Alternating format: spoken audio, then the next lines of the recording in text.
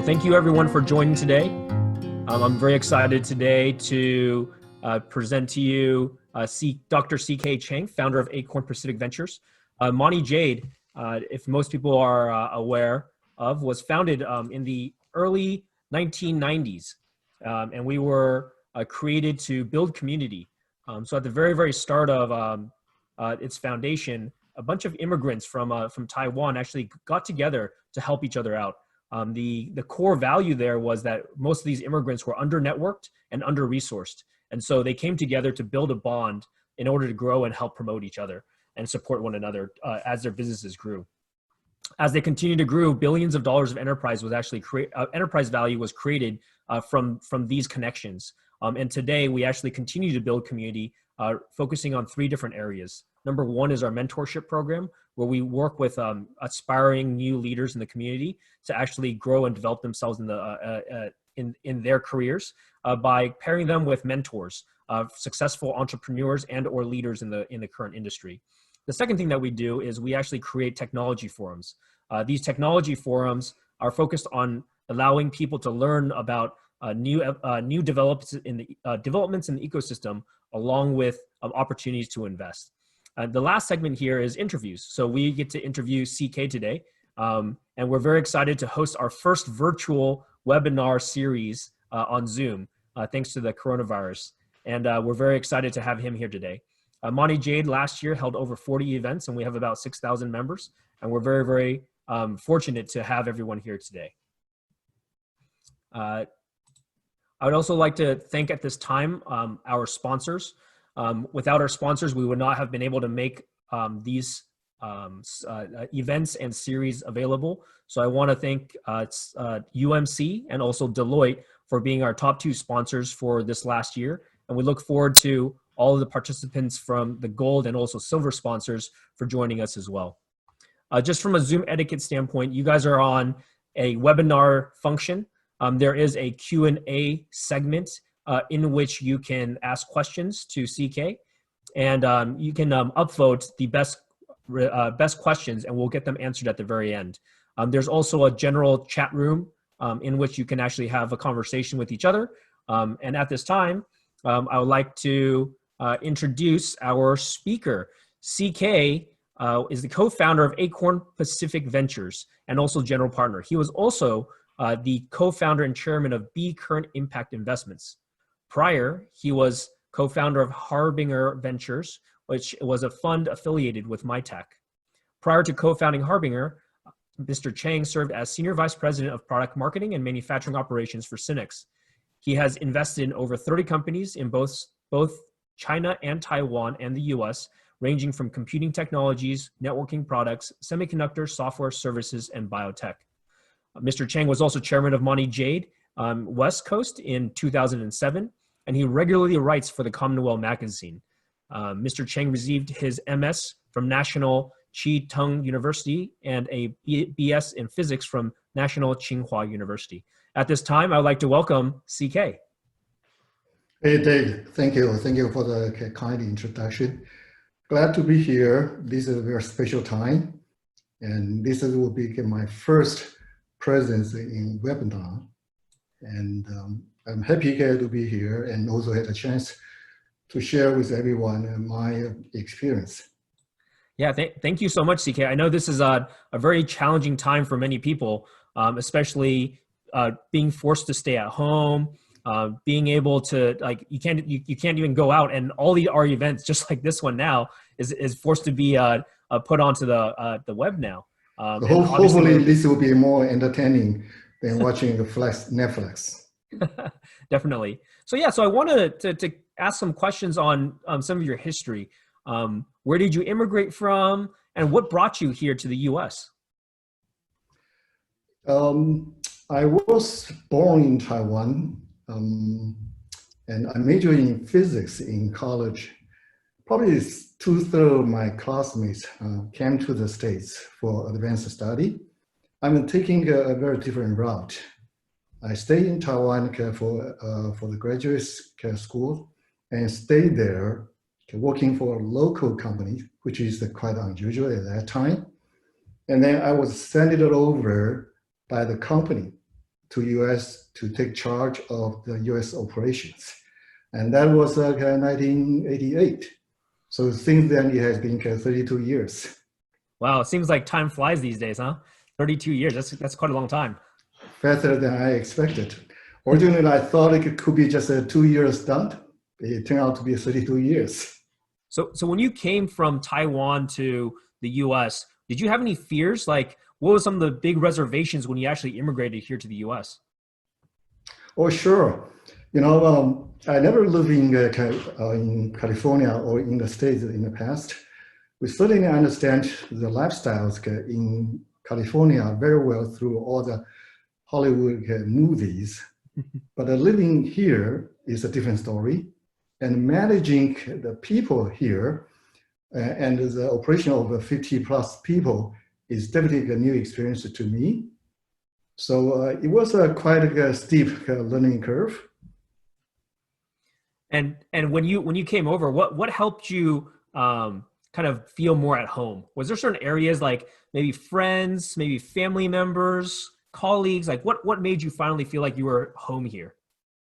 Well, maybe the work itself. I think I'm fortunate that I was able to build a team, or at least the good part of the team by myself. And those people that I've been working with are very supportive. I became friends of them and their family. And we were chartered with the mission to grow the business in the States. And at that time, it was kind of a golden age for the IT industry in Taiwan. And Taiwan being a major suppliers of all the PC components. Right. So I remember at that time we have a very humble revenue target, which is $101 million a year, which happened to have the same name as our Highway 101. And nowadays, that number seems to be a very small numbers, while all the major EMS companies has $1 billion of revenue a year. Right. And was that with MyTech at that time, or was that with the Synex group at that time, or was it something else? Yeah, it was originally with MyTech, and MyTech acquired Synex a couple of years later, right. And then we consolidate the U.S. operations of MyTech into Synex. Right. That's right. And Synex has done very well. I mean, they've gone IPO. They're now what 13 billion now of revenues now? Yeah, about the same. And they are Fortune like 150 companies. That's right. And they have like over 100,000 employees worldwide. Yeah, so it is a very significant operations. That's right. And so, and during that early period of time, like, what would you say are were there any like learnings during that period of time at the very, very start of it that you say are very, very impactful to like your success now as you've kind of done so many more things? I was fortunate enough that I was able to almost design my own job descriptions. For instance, I was given the task to build a product management team in Taiwan to begin with. At that time, no one knows what is a product manager. Even the CEO of the company has a very minimal understanding by the name itself. But the real job description itself is very, very new. Right. So I was able to define the job, hire the people, and I was in charge of the OEM and which is a very significant part of the business in not only in MyTech but also in Taiwan. Right. So when I come over here, I had that experience behind me. That from the product, from the engineering, from the manufacturing, that really helped me a lot in in growing the business and in working with a much more sophisticated and large organization within Synapse. Yeah, right. And what were some of the hardest challenges when you first came and started managing a U.S. operation versus managing an operation in Taiwan? What was that big difference for you? Well, in the States, of course, the market is bigger. And in Taiwan, I was interfacing indirectly with customers. But in the States, we are dealing here with distributors or dealers or VARs. And also we are, in the States, the labor law is much more stringent. So to cope with that, the employee-related legal issues is something I need to learn, and also to allocate the budget per different marketing channels. Is also something which is very different from the experiences in Taiwan. But it is fun, right? You won't be able to learn something if you are not running into something completely new to you. Sure. And so it seems like you were very comfortable with a lot of unknowns, right? So starting off, that's part of life. Well, that helps a lot. That helps a lot when I turn into venture capital. Well, and that's exactly my point, right? Because I would actually say many people are actually very not comfortable in unknowns, right? So, and is that a personality difference for you? Like, how did you just take on all these unknowns? Was that just natural? Did you have people you could bounce ideas off of? Well, the easy answer is a combination of both, right? Well, firstly, I have a science background, so to find out the reason or cause behind it is part of my academic training. But also, once you become more comfortable with dealing with the unknown or uncertainty, and being able to find some solutions or some answers to deal with it. And the more you had that experience, the more you feel comfortable when the next uncertainty comes. Sure. And I mean, we're in some very uncertain times at this current time too, especially with the coronavirus.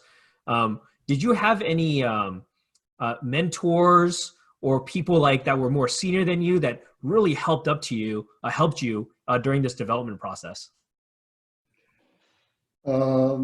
I probably won't say that I have a mentor who can give me specific advices on how to deal with any particular situations. However, I'm also pretty lucky that most of the people I work with, including my superiors and also my subordinate, that they have been very considerate and supportive. As I mentioned that, a lot of the job that I had, I need to define the content by myself. So without a certain trust from my superiors, it will be very difficult to do that. Right. And has your leadership style evolved over time? I would certainly hope so. If not, then I have not been learning, right? I would say probably I would listen more.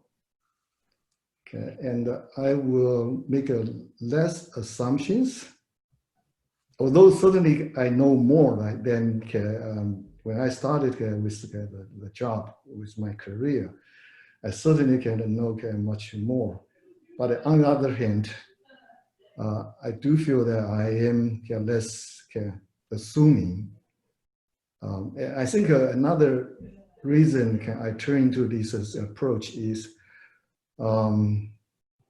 after I became a venture capitalist, in the initial couple of years, there's a period of adjustment. because when you are, in operation, you are the line executives. You need to make a decision. You need to make a decision every day.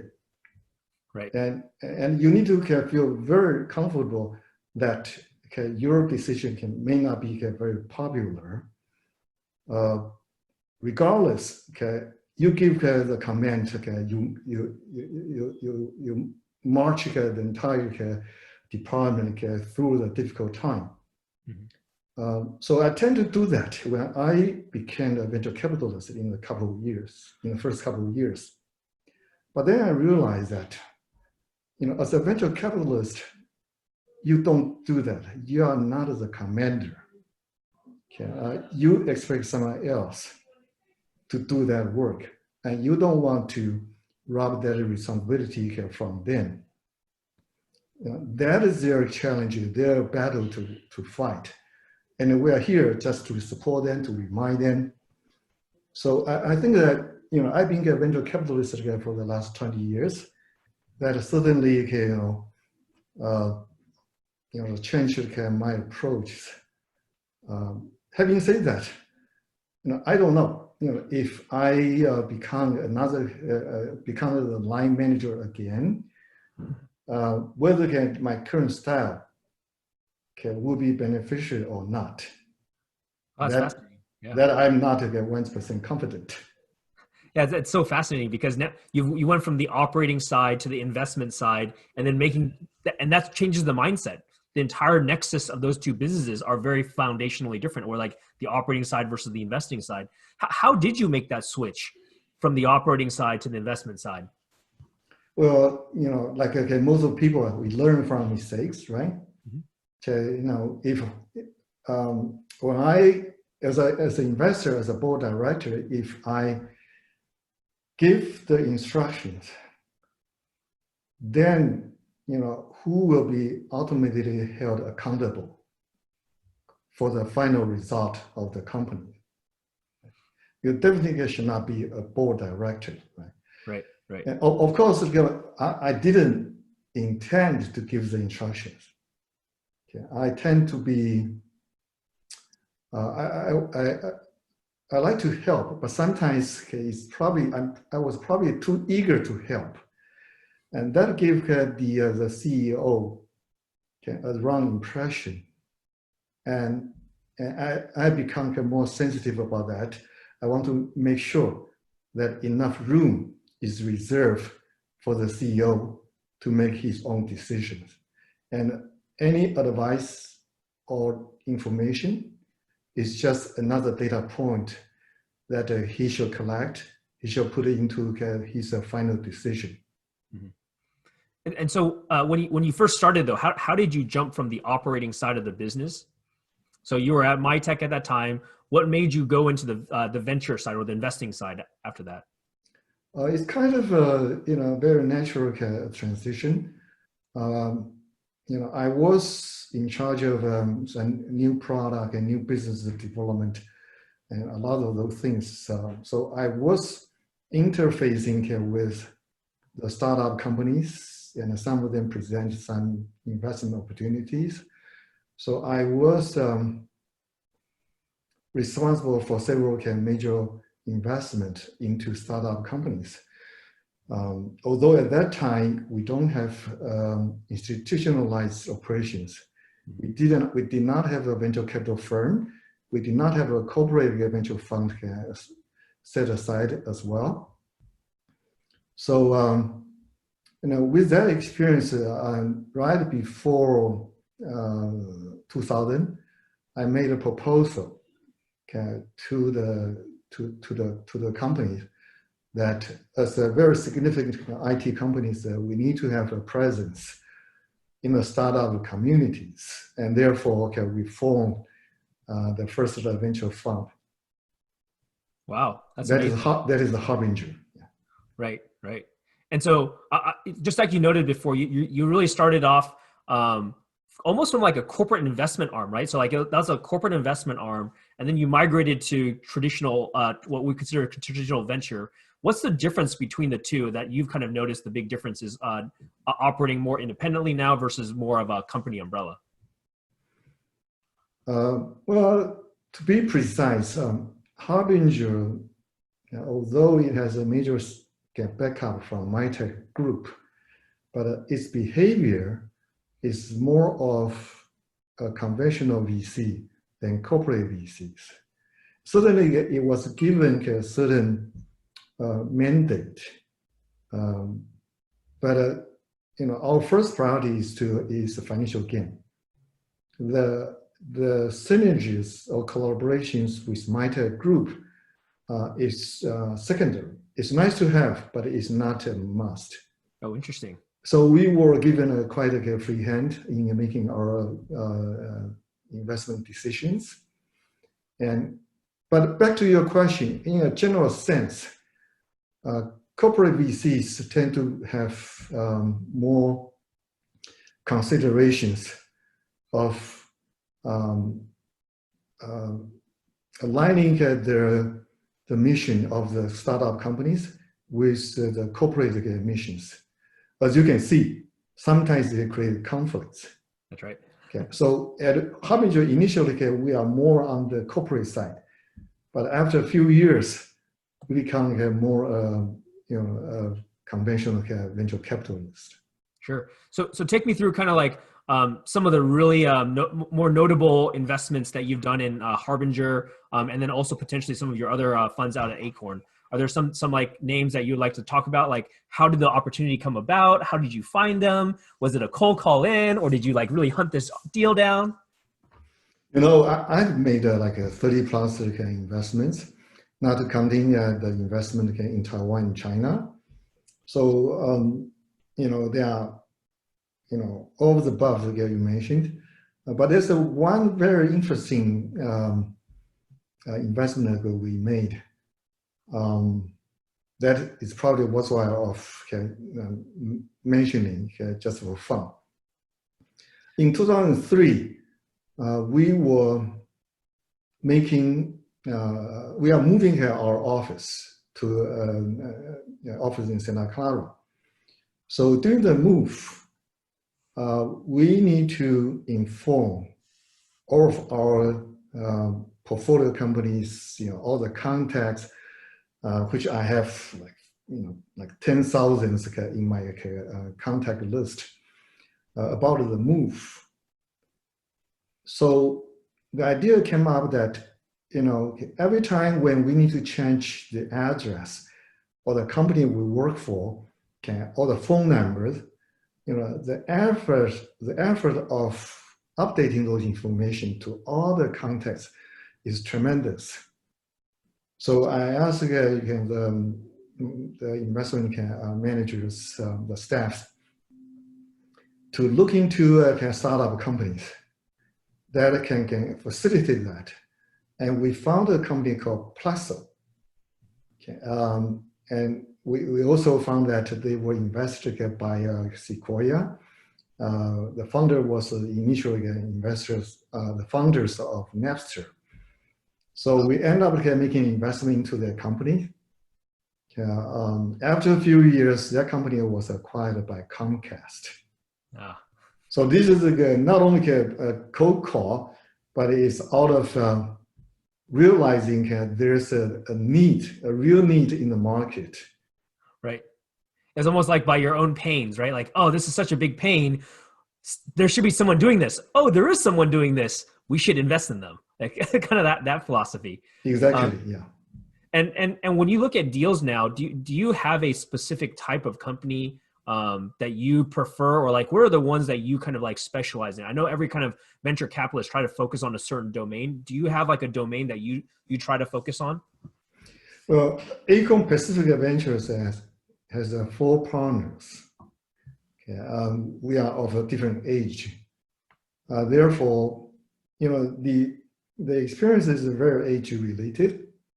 Being a venture capitalist for 20 years, I've gone through multi-generations of so-called trend, from the hardware, the networking, to social communities, and then to bios. So I've been through that. But my younger partners, Okay, they are more into like a fintech and more community related software related projects. So I won't say at this moment particularly I am at the I'm more diversified into like impact investment rather than industry specific investments. So I'm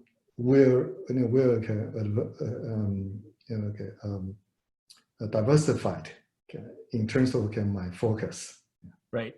And I know now you're a chairman of B Current Impact Investments. Can you talk a little bit more about that? I know it's more of a social kind of lens to that. I'd love to learn a little bit more about what you're doing there.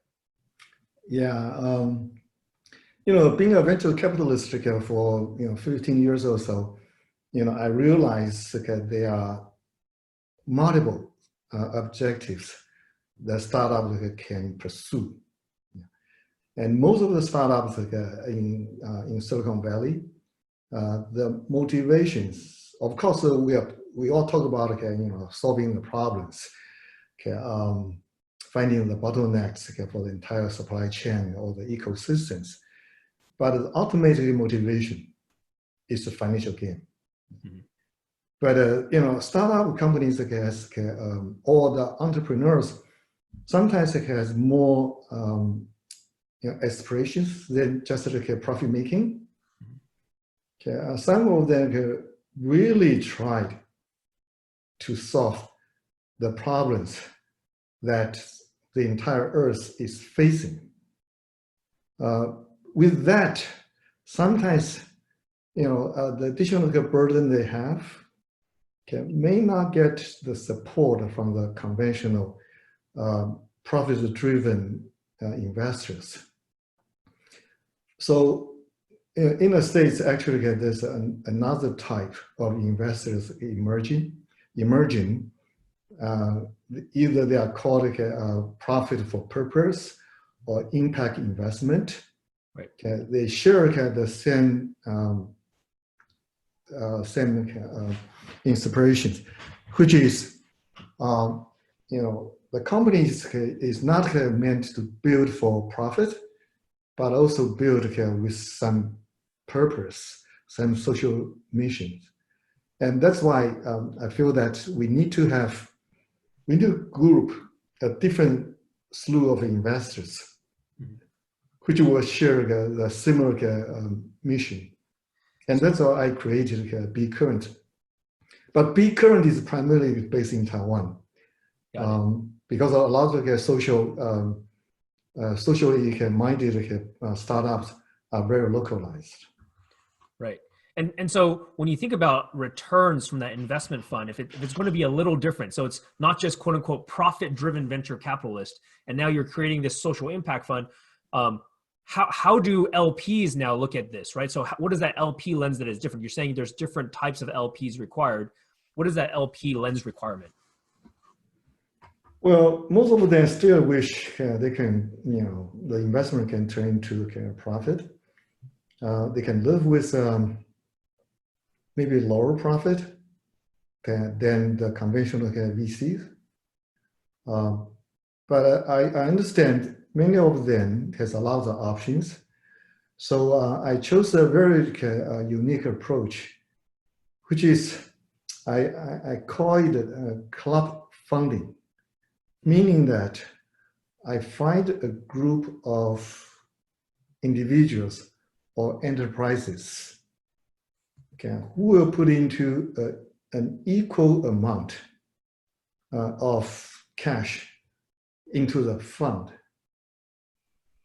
so that both the burden, the risk, and the mission can be shared by more like-minded entities, rather than just a few, which I found to be quite an effective approach, because you need to get more people who would endorse this approach, who will committed to the same kind of mission. Right. Can you kind of like talk about maybe some of the portfolio companies that you've invested in, and what are they doing in terms that's your definition of social impact? For instance, we invested into a company that will provide special meals for specially needed persons, such as the patient under chemotherapy, such as the older people who live by themselves, or with the young generation relatives, but they don't have time to make a food at home. Right. So that's one. Another one is the most recent one we're going to make investment is an online educational startup, which is very similar to the coding school in the States. But they are the first and the most successful one in Taiwan, funded by a couple very successful young entrepreneurs. So we recently made an investment into their company.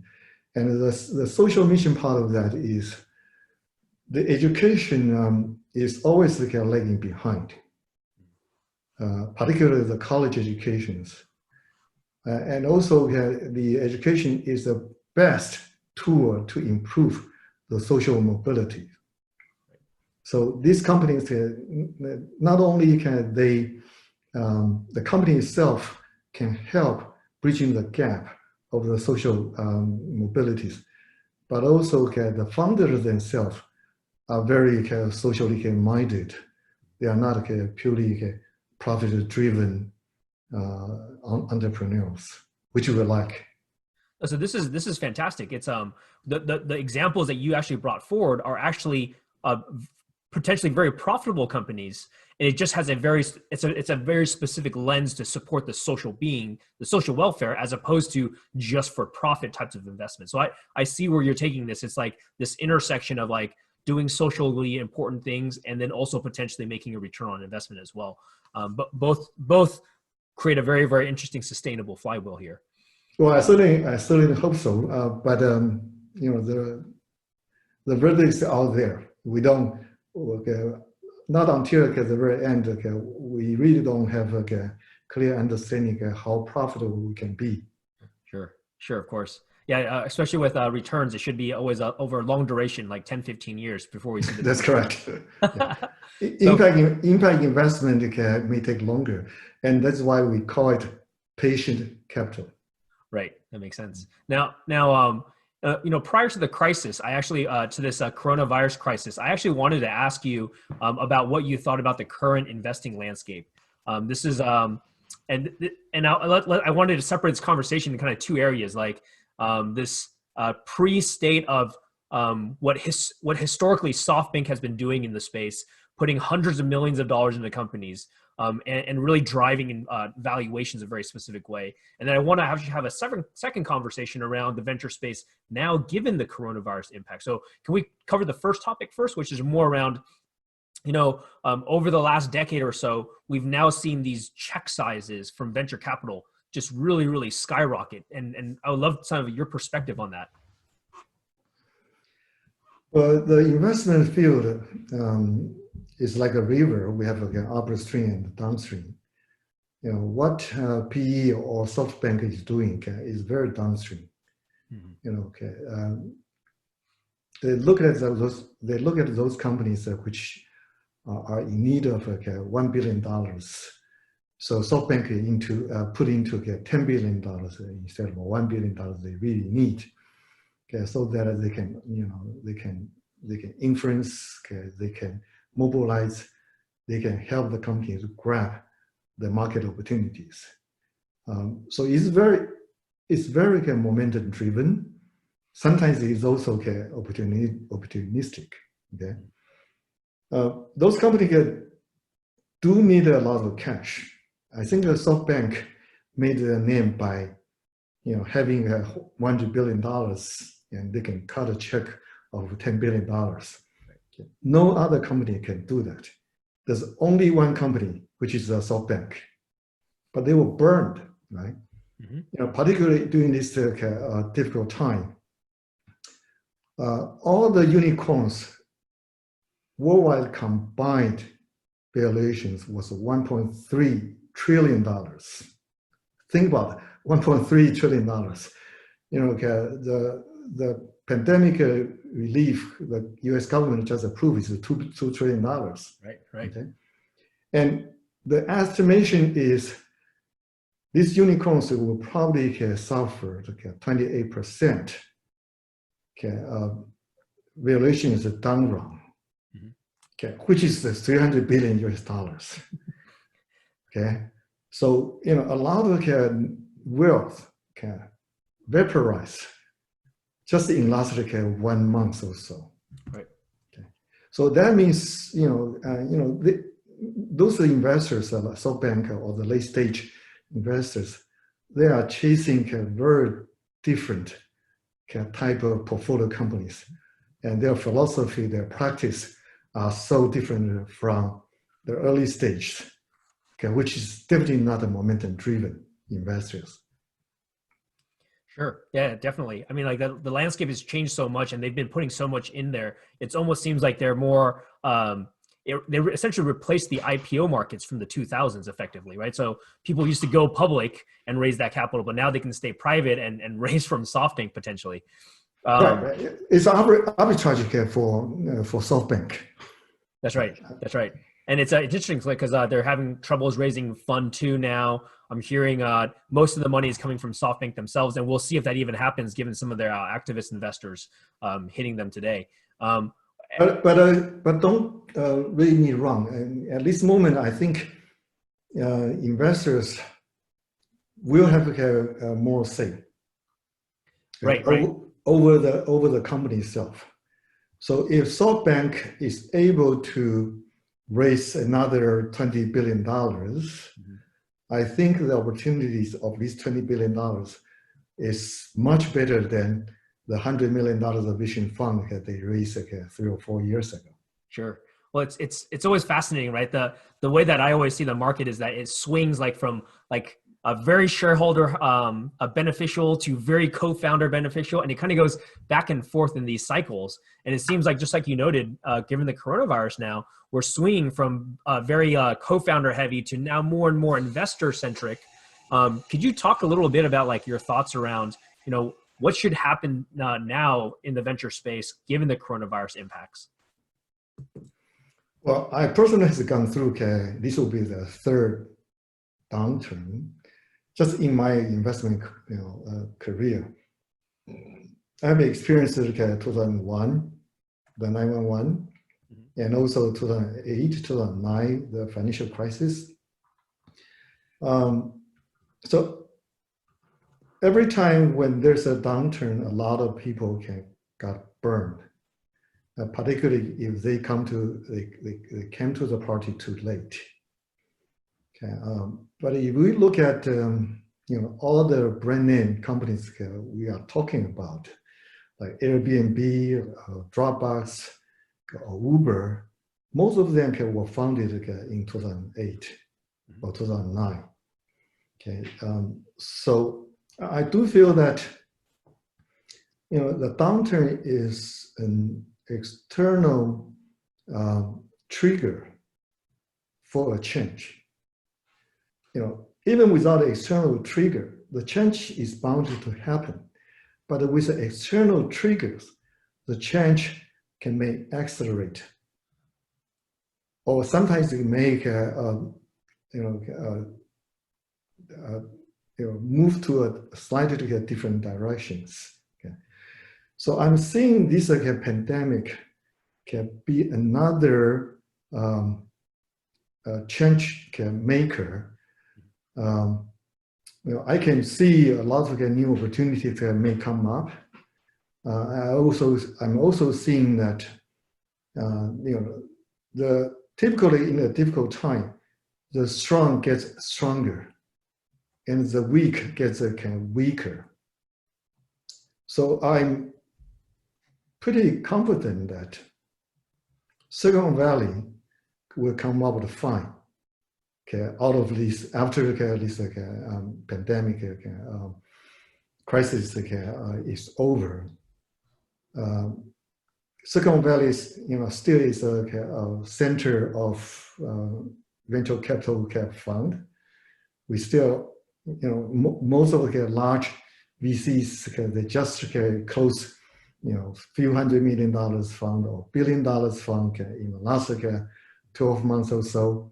So a lot of dry powder. With that dry powder, those entrepreneurs with fresh ideas has a different lens of looking to the market. Will definitely have much better opportunities than others. And particularly, during a good time, the noise level is so high. Right. And so that's interesting. So I wanted to kind of like pick at that comment a little bit more. You had noted that during these downturns, they act as amplifiers to existing change that was already going to happen anyways. And I'm very curious to hear from your perspective with your 20 plus years of experience in investing, what have you been seeing in terms of like investment opportunities or changes that you think are going to now accelerate? Well, one example is after 9/11, everyone is so afraid of the terrorist. So we had a lot of security concerns, both on the computer side, on the virtual side, as well as on the physical side. The virus, the COVID-19, is another terrorist. The difference is more pervasive. Everyone everywhere next to us, or within our touch, there's a certain risk. For instance, recently there's a startup companies. What the service they provide is a cleaning services. It's kind of Uber-like cleaning services. But they are specialized in disinfection of a space. All the services, all the handles, they can completely erase your concern of having any type of virus. And we are going to see more of these kind of things out of the simple fear that the virus is another type of a new type of terrorist. Sure. So it's almost like everyone needs almost like an insurance policy or a capability, a service that actually protects against some of these events. Now it almost sounds like.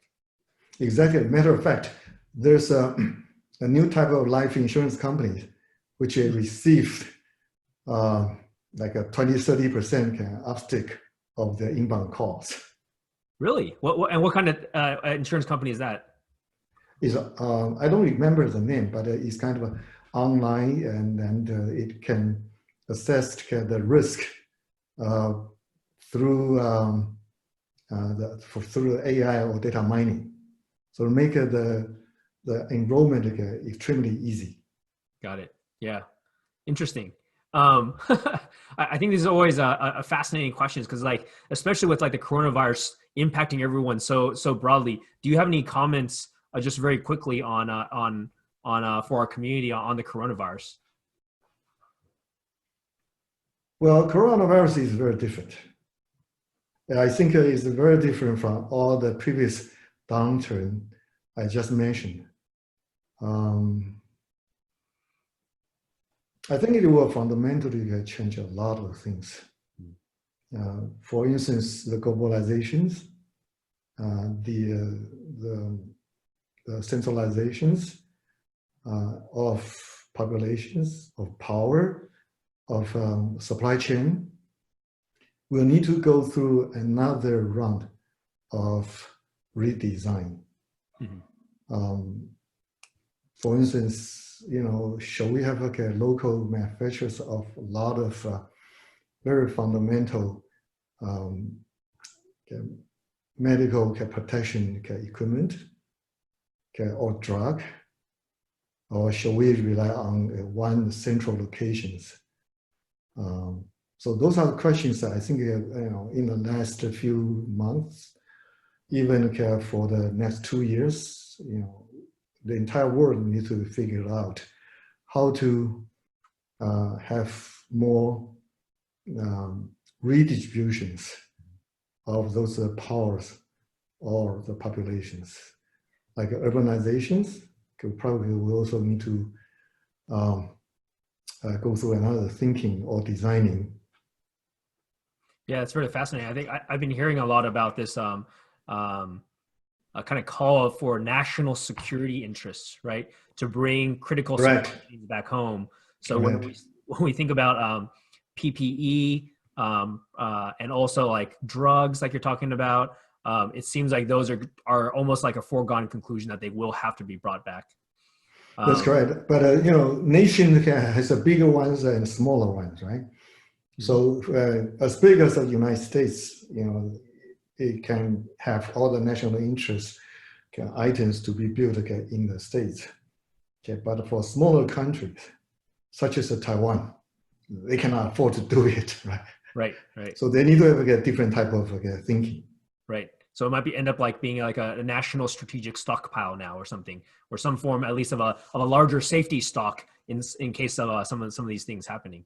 Correct. Or some regional collaborations. Yeah. That's right. Now I want to switch to a topic that I'm personally very passionate about, which is talking about our greater Asian community. So Monte Jade was founded by a bunch of Asian immigrants. We've come into this Silicon Valley. We were one of the earlier founding groups here. Right now, there's over 36 Asian technology associations, and it's very, very, very fragmented.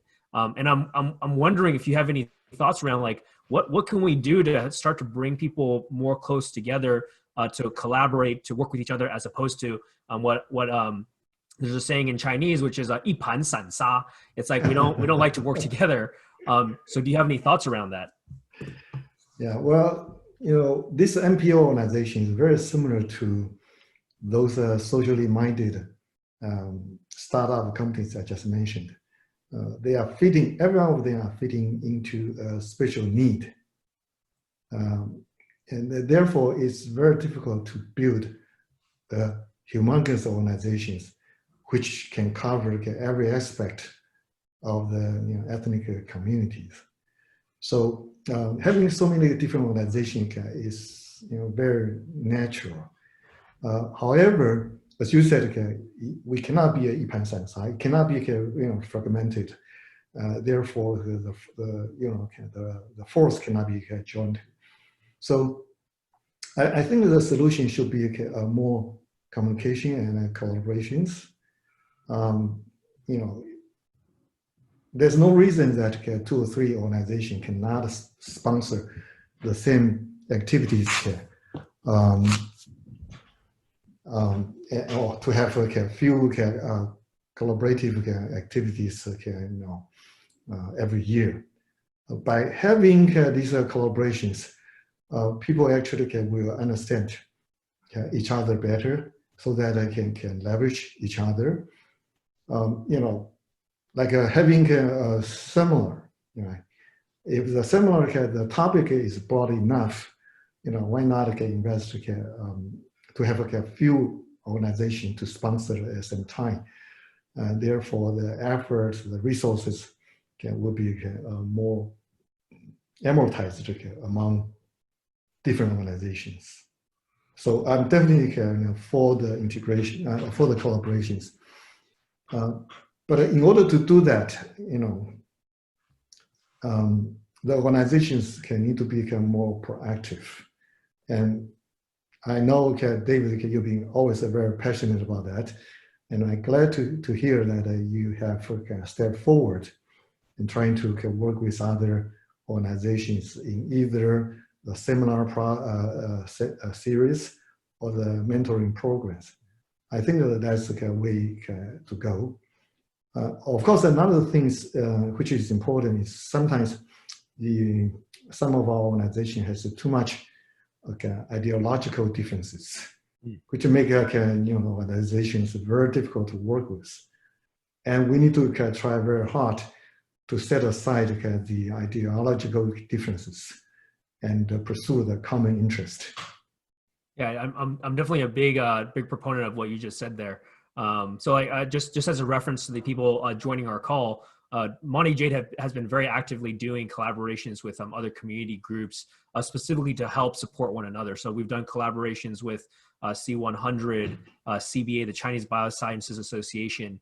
We're looking at right now to do something with NATIA as well, and also SVCACA as well. So I'm a big believer that, Asians in the US, we represent less than 6% of the entire US population. It feels very different, obviously, in the Bay Area, but we only represent 6%. And so we need to really think about, how do we operate as a larger community so we can actually drive larger impact. And so I'm very passionate about this topic. So I always love to bring it up. Do you know how many presidents we have politically? You mentioned 6%. That is the population, right? That's correct, of the entire U.S. But our political presence is only 2%. That's correct. We're significantly underrepresented, and we've been working with some other organizations on a lot of this data, like Ascend as well. So from Ascend Research, more recently, they've published some data that shows Caucasian males are promoted at 2 times the pace of Asian males, and Caucasian females are promoted at 3 times the pace of Asian females. And so these are all very foundational problems that we need to deal with. And when we look at the stack within the corporate ladder, the population itself of most technology companies here in Silicon Valley, 35% of it is Asian. When you go to directors, it drops to 16%. Then VPs is 9%, and then C-level and board, it becomes 6%. And when we say Asians in that statistics, that includes Indians.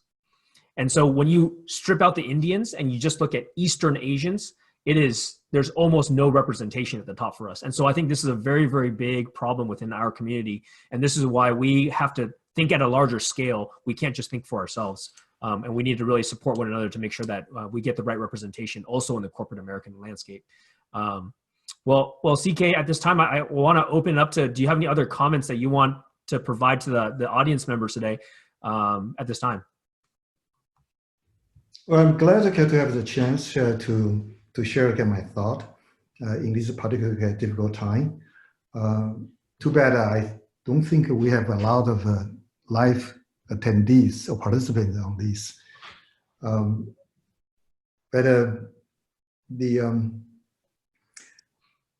Sometimes the worst time is the best time. Okay, we are heading into a very uncharted territories. Mm-hmm. And I will say that the one who has the confidence that we can solve the crisis will come out not only all right, but also be able to help a lot of other people at the same time. Right.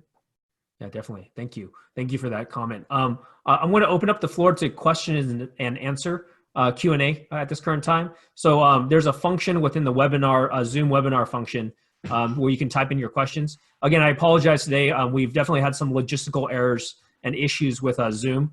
This is our first time setting up this webinar. Thank you, CK, for helping and being patient with us during this period of time. No problem. My pleasure. Right.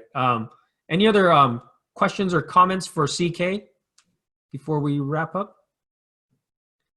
One issue is long. Okay.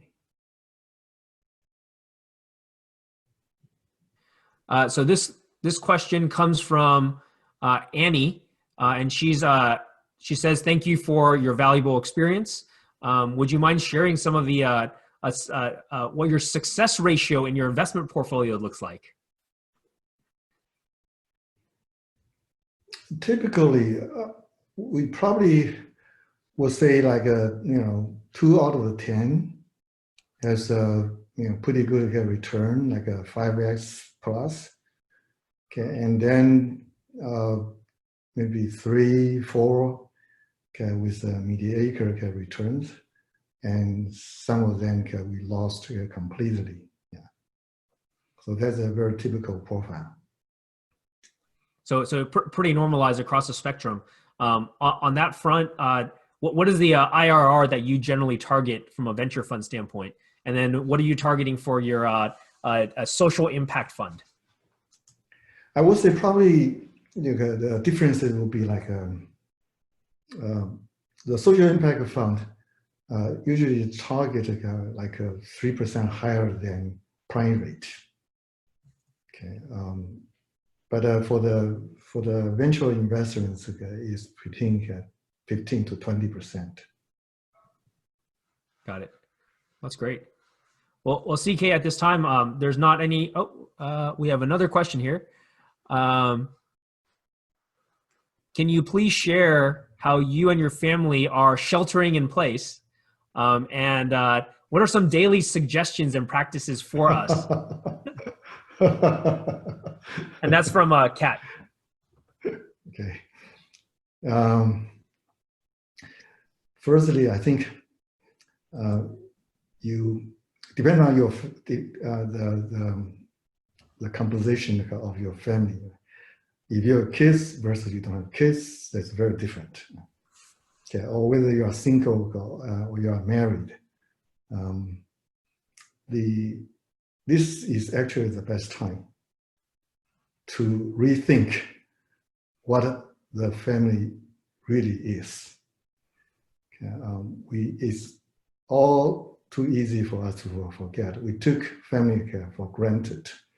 We spend less and less time with our families, but now we are forced to do it. So either additional insight or the embedded conflict will come out during this period of time. And also that people tend to read a lot on the pandemic itself. And I try to, certainly I read, but I'm not completely absorbed into those informations. I don't know, I assume a lot of participants or the future listeners of this program have Chinese or Asian background. And I do find there's a tendency that the Asian people are more concerned and had paid disproportionately amount of time in following the news, which I think is probably unnecessary and counterproductive. The crisis definitely is very, very real, but it will be over. So we also need to think about something less transient. So I spend a lot of time reading, but it's great time to read those classical novels that you didn't have time to read. That's great. Are there any like tips or tricks that you are actually doing outside of reading that you're better connecting with your family today?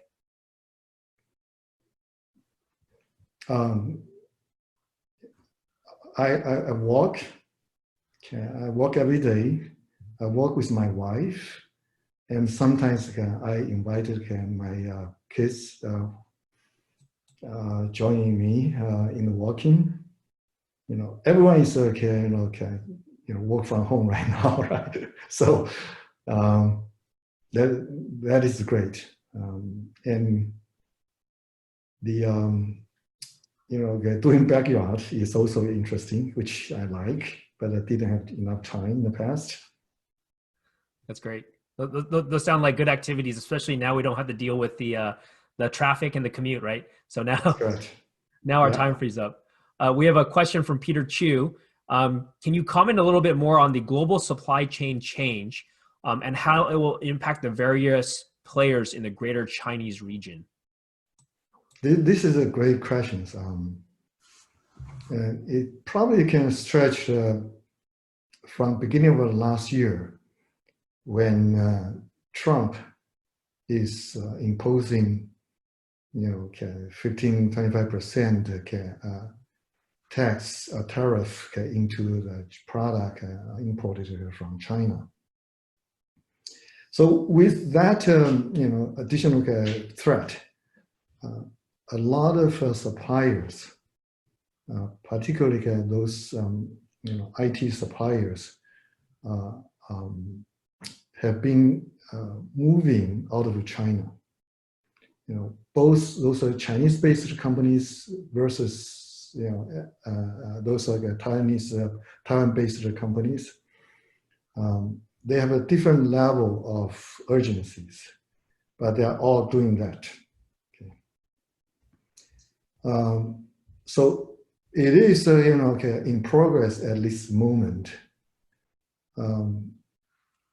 However, with this coronavirus, I actually feel that the urgency of that, it becomes less, at least for the short term. Because during this time you cannot make a transition. Because when you move to Thailand or Malaysia or other countries, you need to have certain cushions. Mm-hmm. But at this moment, there's no cushion. The supply chain is completely get disrupted. You may not have to work it yourself. And even if you have, your supplier may not have that. So I actually feel that the decentralization of IT products will actually slow down a little bit. For a year or so until this pandemic situation become less severe. However, for other type of product, which has a shorter supply chain, such as a drug. Drug has basically not much supply chain, other than 1 or 2 layers. So those kind of product may be coming back to each regions. And certainly we cannot afford to have every country to build everything within their own country. But like United States, definitely those national interest will be put into the drawing board again, including those rare earth and other things. So we may see a renaissance of manufacturing in the States in the next 12 to 12 months. And the effect will be long lasting, I think. So definitely the supply chain is going through some fundamental redesigning.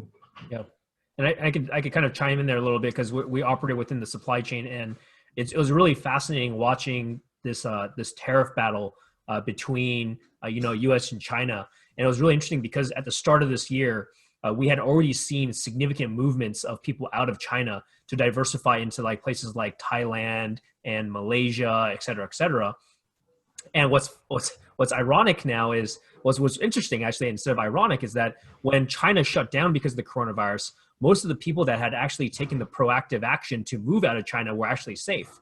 And because it was really more diversified versus the ones that still stayed in China.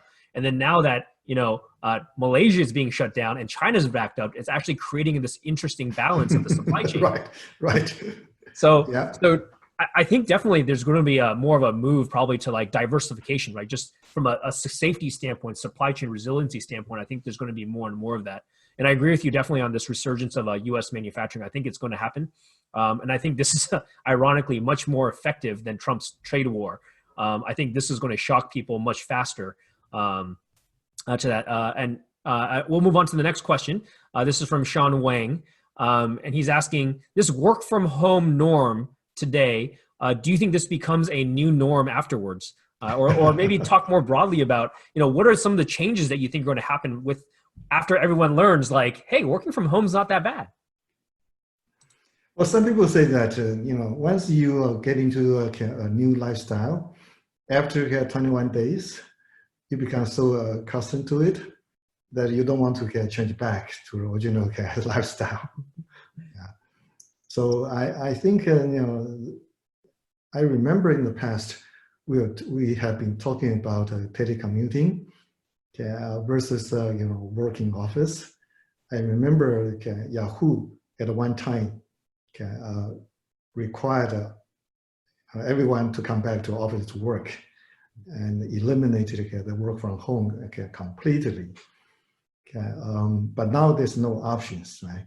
And I think people are finding new ways to replace the original face-to-face. Both my kids are in the IT industries. Even when they went to office to work in the past, 80% of their time were working in their own cubicles, with very minimum time that we have business dialogue with their colleagues. But now, that 80% of the time, if you work at home, right, there's no difference between working from home versus working in your cubicles. Yeah. And also, I think work is easier, but education is another challenge. I think in the lower part of the school system, certainly still require a lot of face-to-face. The virtual simply will not work.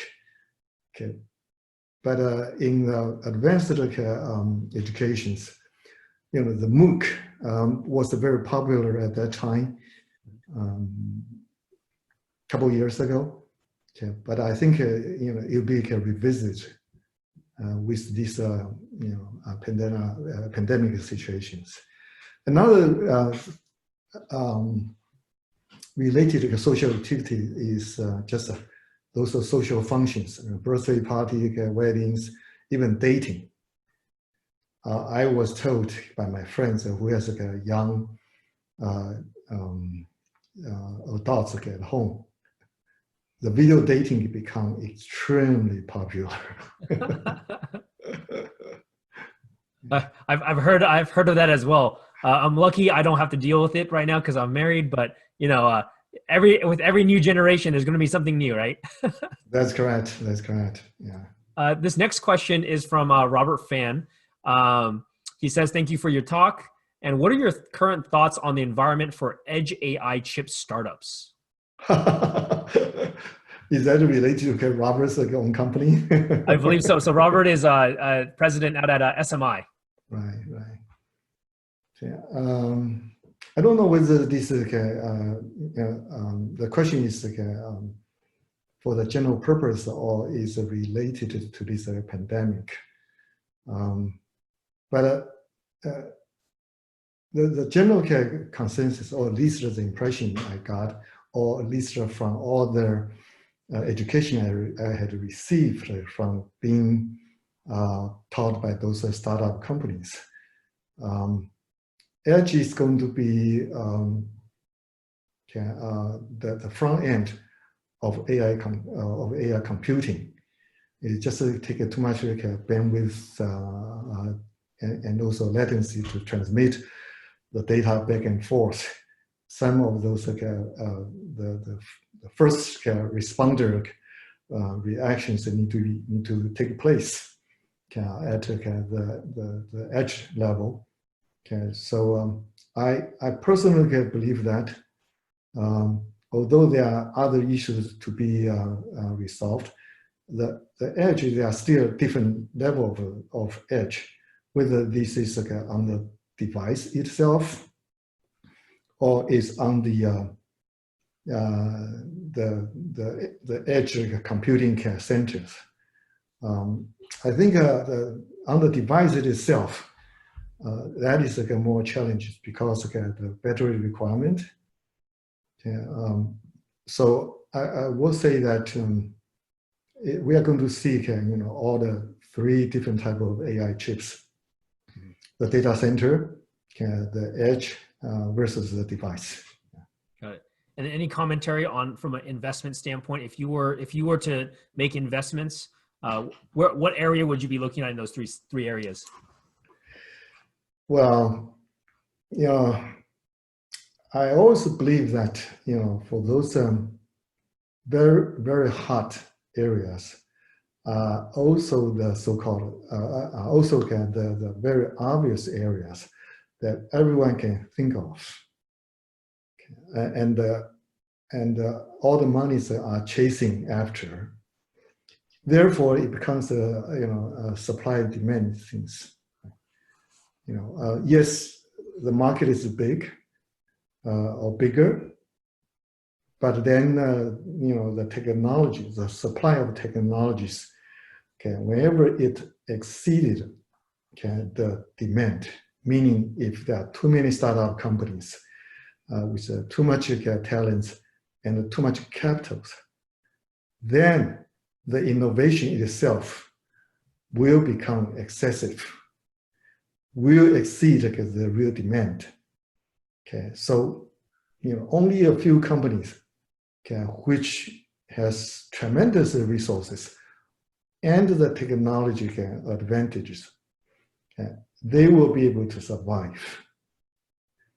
And also there's a possible scenarios that there are few companies who can survive, but without a runaway success. So you may end up with a very fragmented market with a dozen suppliers, and everyone is making a good living, but not an excellent living. They can survive. They can provide a very modest return for investors, but no home run success. Got it. Great. That's the way I look at the AI chip itself. Got it. Great. That's a great answer. There's kind of two questions around investing in this COVID-19 area. So one of them is on kind of the biotech trend. This is from Jackie. So on the what do you think biotech trends will look like for the next decade on COVID-19? And then on the second one is how do you see your social impact fund, and does COVID-19 create opportunities or more need for these types of funds during this time? The COVID-19 itself, particularly on the bio side, has a very short-term need. The need is so urgent. If someone who can develop a quick test and populate it to the entire world, it can make a lot of money. However, for some reasons, there's a difficulty of ramping up. For instance, we know Korea has a test method which can complete the test in 1 or 2 hours. But in the States, it still requires 2.5 days. So Taiwan has its own solutions, and China as well. So there are so many different type of testing methods or instruments coming up. And so there's no very clear winner. And the next thing, of course, is the cure itself. And we have a couple of candidates at this moment. If we don't have a very obvious medicine to cure the disease, or then we're going to suffer probably for another 18 months or so, or 12 months or so. But a general consensus is probably in the next 4 to 6 months, we may find at least a couple potential cure for the disease. And the next one is a vaccine. Right? And the consensus is between 12 to 18 months, we may have some solutions. So if we're going to make any investment directly to address this COVID-19, I think the timing-wise, it may not be able to catch the market need. Okay. Sure. However, there could be some derivatives in terms of catching the virus and kill it. Okay. They are bound to have a new type of virus. So any technology which can do that, we have potentials. But not only on the drug itself, I think the entire the medical service industry may go through some change, particularly when we cannot provide, when the medical professionals cannot provide their services through physical presence. So I think we're going to see more telemedicines,